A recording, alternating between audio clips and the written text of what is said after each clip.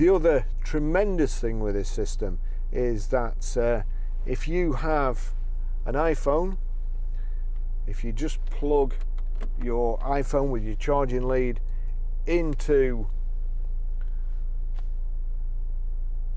the van, need to turn that down, it'll just keep playing. Let me pause it.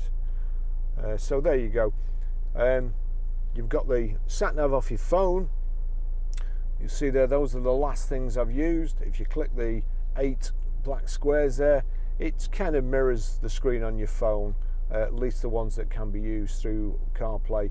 And there you go, you've got phone, messages, music, Audible, WhatsApp, you name it. And you can pretty much control them all through Siri as well. You can text using Siri, you can tell it to, or you can put destination in, like, hey Siri,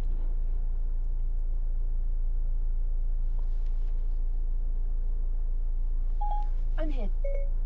Navigate to Grosvenor Garage, Wantleydale, Preston. Getting directions to Grosvenor Garage.